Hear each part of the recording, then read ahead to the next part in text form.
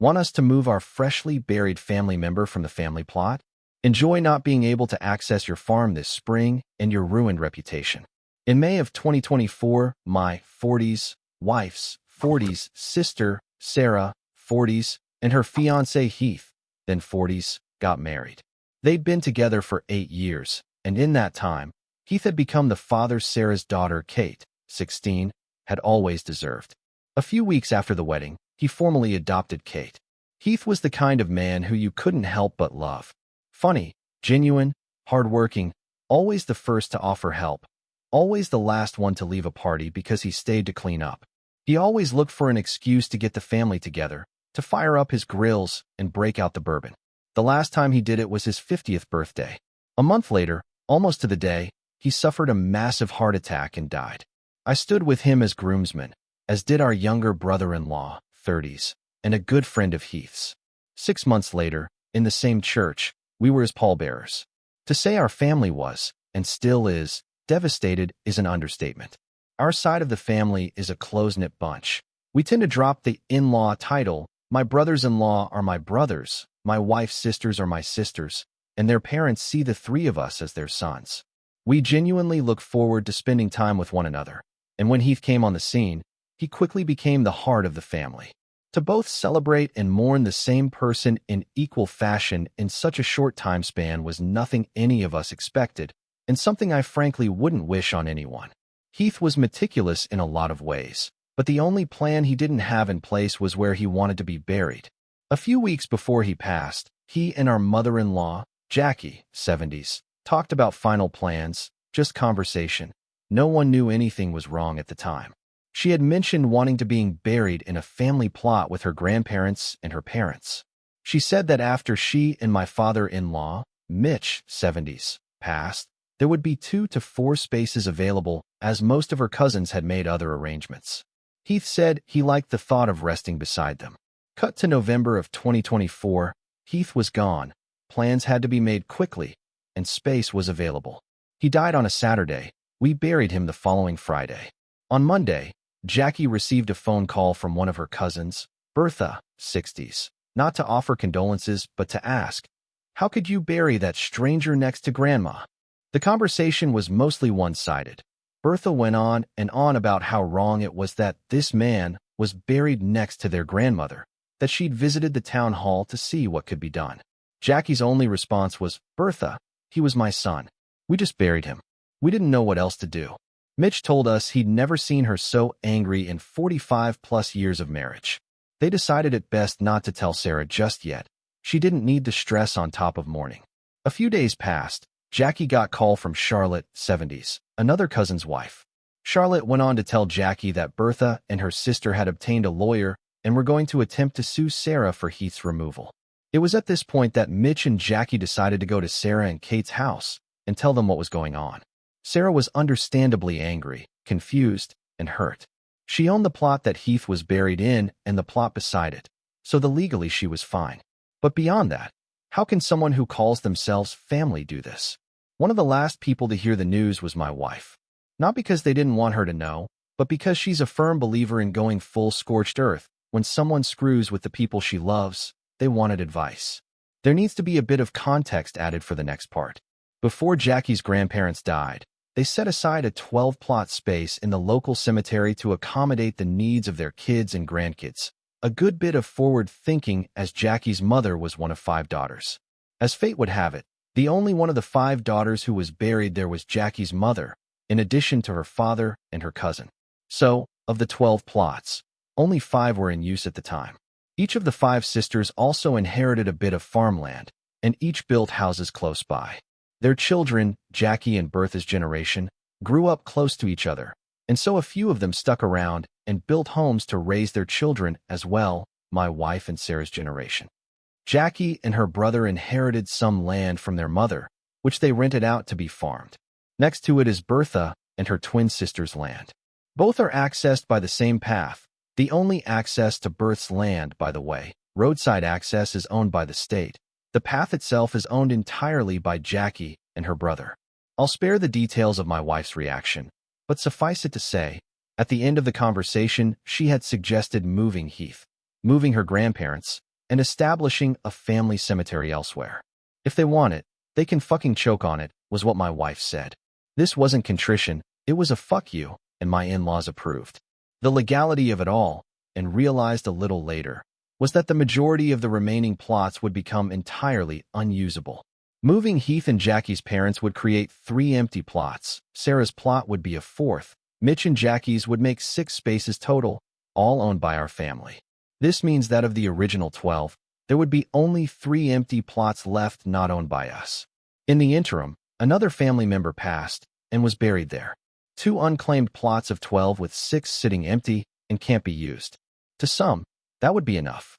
To my wife, a woman who thinks burning bridges give off a lovely glow, this was only the appetizer to a meal that will take years to finish. More on that in a moment. We set aside space on the family's farmland to lay Heath and Jackie's parents to rest back in January of this year. It's quiet there, set against tall pines with open fields leading up to it. It's a good spot, and with plenty of room for those of us who want it to be our place of rest. The only issue is that the path to access it is pretty far away. At my wife's suggestion, when planting season starts, Jackie and her brother will ask the people who rent the land to disc over the path and establish a new one closer to the cemetery. By the way, as mentioned above, this is the only access to Bertha's land. We haven't told her, and we're not planning on it. The whole frontage of her land is covered in trees. Hopefully she finds out before the folks who farm it show up to start planting for the season. For all her disgusting behavior though some I left out because this is already pretty long. Bertha is a highly respected medical educator in the community. She's known to just about every nurse in the county. Hell, she was my wife's nursing instructor in college. Thing is, my wife is also well established and highly respected in the community, and she's made sure that word is getting out about Bertha's behavior. It's a slow trickle, but that's often what wears stone down the best. Water is patient like that. Might take a little bit, but once it's done, you can't unchanged what people know about you.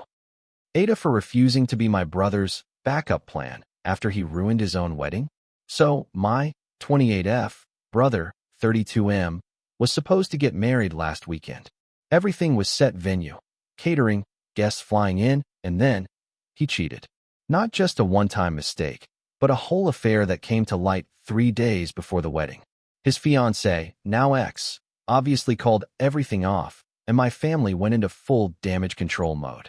Instead of, reflecting on his terrible life choices, my brother decided we should still have a party, so all the money didn't go to waste.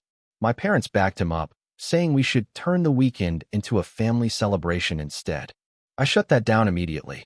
Here's where it gets messy. Since I was supposed to be a bridesmaid, my brother suggested that I step in as his platonic +1 to help smooth things over with guests.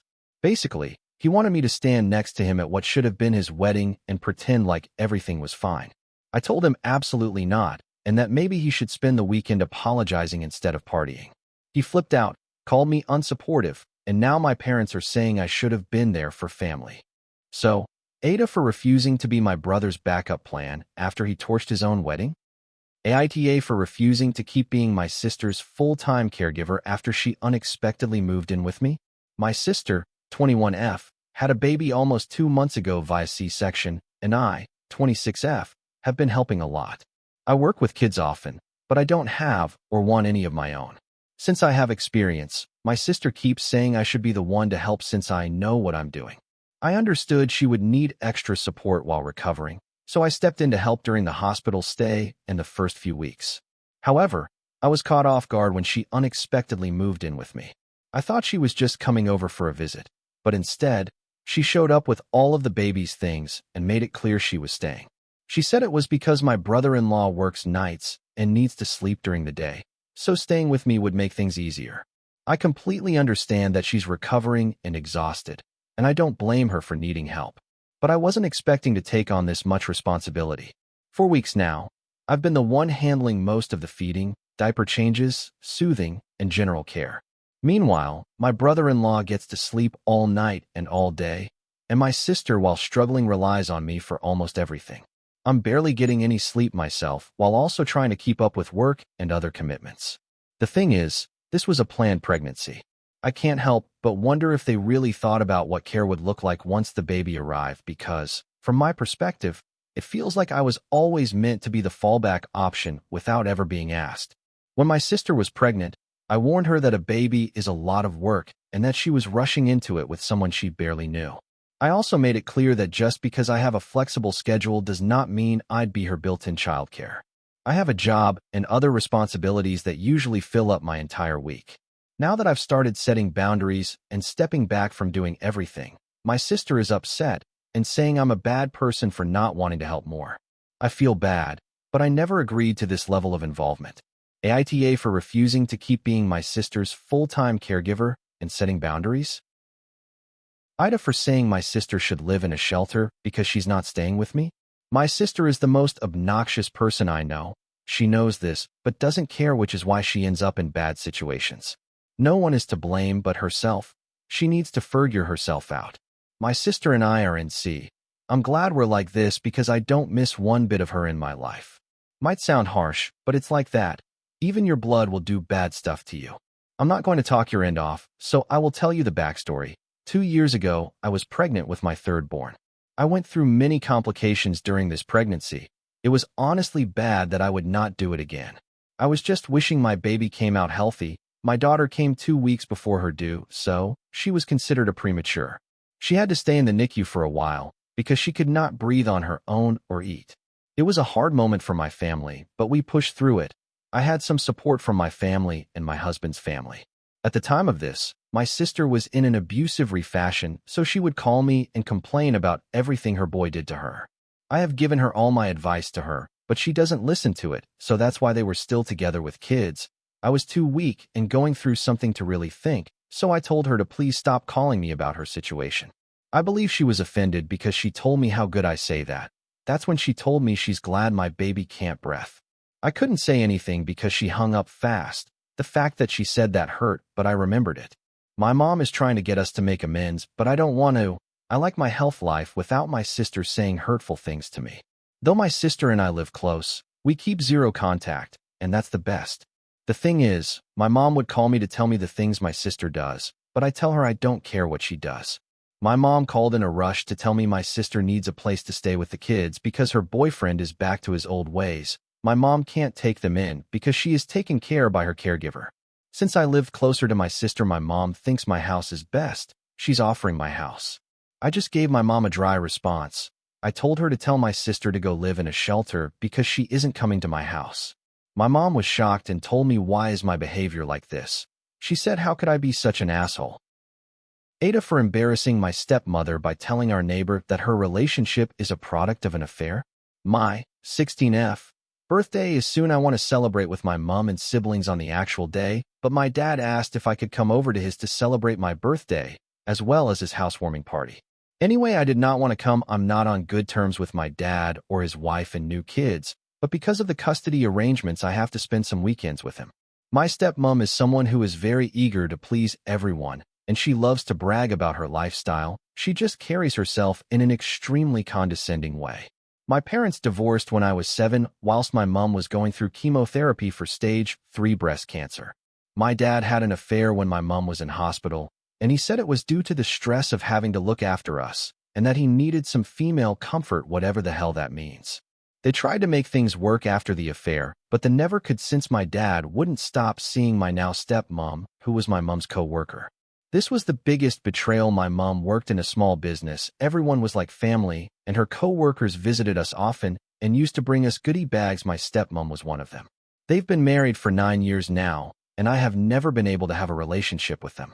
So during the housewarming event, one of the neighbors approached me and asked how I feel about having a stepmom and blended family. She was asking me cause her daughter, who is in a similar age range to me, struggles with it. I just flat out told her that I don't view them as family because their affair broke any relationship. She was visibly shocked, and my stepmom was bright red and was stuttering, saying that there was no overlap and that I was young and confused. She proceeded to lock herself up in her room crying, and when the party was over, my dad screamed at me saying that I'm so hard to love and that I'm so bitter. I told him that I feel the same way. I tried to act like it didn't hurt me, but I'm so upset that my own father would say this to me.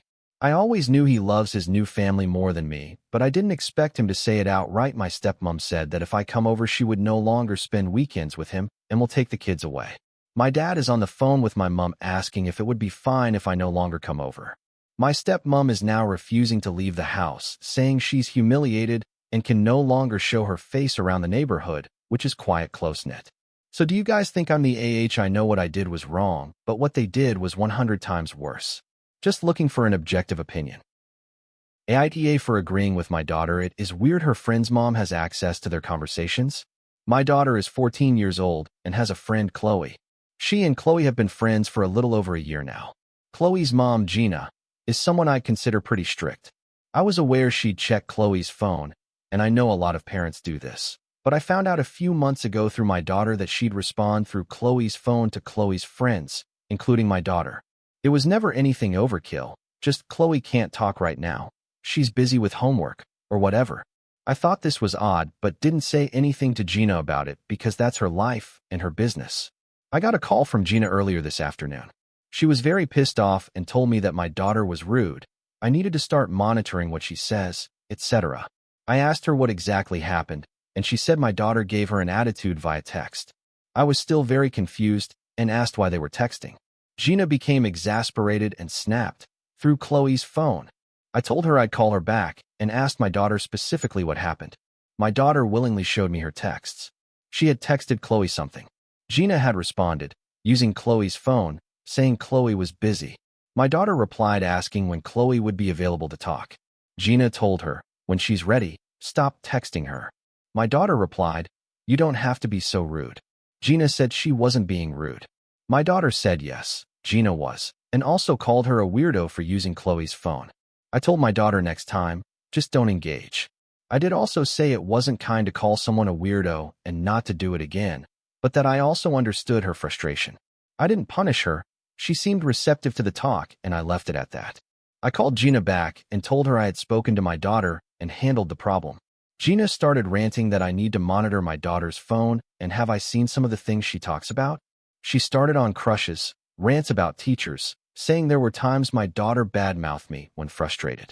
I said that's all fine. I'd rather her have a safe space to vent with her friends. After all, she's a teenager. Gina kept pressing on the issue and what would be done. I told her nothing. I spoke with my daughter and handled it. Gina said, but she insulted an adult. I told her I handled it, but my daughter also didn't say anything that wasn't true.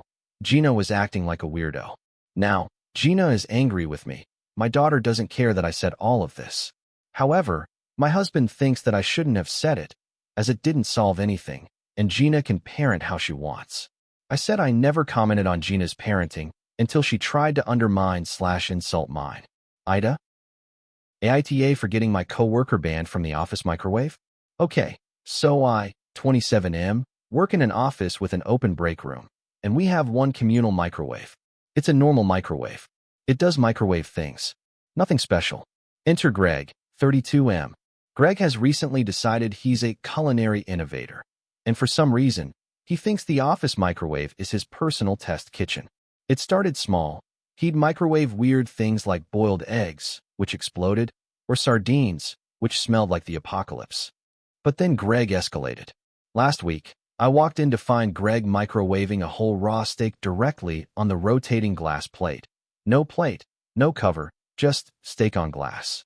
He said it was his signature dish. The microwave now permanently smells like burned meat and despair. That was bad enough, but then the soup incident happened. Greg brought in a thermos full of homemade soup. Fine, whatever, but instead of pouring it into a bowl, he microwaved the entire metal thermos. Sparks, smoke, mini explosion. The microwave straight up died on the spot. We had to evacuate the office because the fire alarm went off. Management got involved, and now Greg is officially banned from the microwave. He's pissed and says I snitched when all I did was explain to our boss why there was a charred thermos carcass inside the microwave. Now some coworkers think I should have just let it go, but I feel like I saved us from a much bigger disaster down the road. Ida? Update. This blew up. What the fuck? My friend wants to be close with my baby. For a little background information, I, 25F, met my friend, 26F, at my previous place of employment.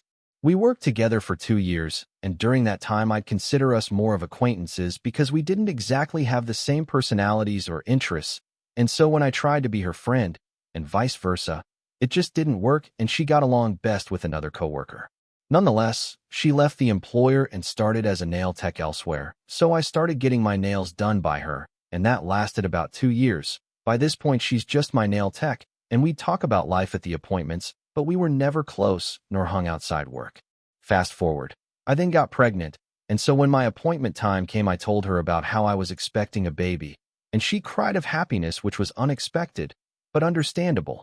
A little context, she herself has struggled to get pregnant and has some health issues, but is actively trying to conceive. Nonetheless, ever since I told her I was pregnant, she would check in on me, which was nice, etc., but then she started referring to me as her bestie and asked to go to an ultrasound appointment with me, which I wasn't comfortable with, so it never happened. Then when it came time for a baby shower, I had asked her for an opinion on some decor, and she took that as me asking her to plan my whole baby shower. I was going to tell her no, but my hubby thought it was sweet and to let her, so I did. Fast forward to today. My baby is now 4 months old, and this friend tries to invite herself over by saying, "I'll come see her next week," or something along those lines, without me ever inviting her, and she started doing this the same week she was born. She also offers to babysit often and FaceTimes me and often says, "Where's my baby?" / "How's my baby?" And when my hubby mentioned to her that we're planning to take our LO to Disneyland, she said, "Oh, I have to be there for the first Disney trip." She loves Disney, by the way, and proceeded to say, I want to buy her her first Minnie Mouse ears and her first Disney outfit. But in my head, taking our LO and buying her the cute little first outfits is something I want to do, because she's my little one and I want to experience that. She also often buys her new outfits whenever she goes to the store, and just today she said, I bought her a cute outfit that she has to wear for Easter. But my hubby and I already bought her an Easter outfit. I just feel it's weird of her to make some of these comments, but I also feel like she's trying to feel my LO as her own, and I never told her anything about it, because I felt that it might have something to do with her not being able to conceive easily, so I didn't want to upset her, but now I'm a bit frustrated after dealing with it for 4 months. My spouse thinks she's just trying to be my friend. As mentioned, we were never close before, but in my eyes it's weird timing because we weren't close in that way the whole 3 years I'd known her, but when I announced I'm pregnant, suddenly we are besties. And I just personally never felt that way because I don't think we've built that relationship together because all we ever were was more like acquaintances. Also, I've mentioned to her before that I don't feel comfortable with others babysitting my LO regardless of who they are, especially since my LO can't talk, so I'm unsure why she would offer to babysit to begin with. So Ada for thinking the situation is weird? Do I need to set some boundaries with her and tell her to calm down a bit? Or do I just let her do her thing and keep ignoring it?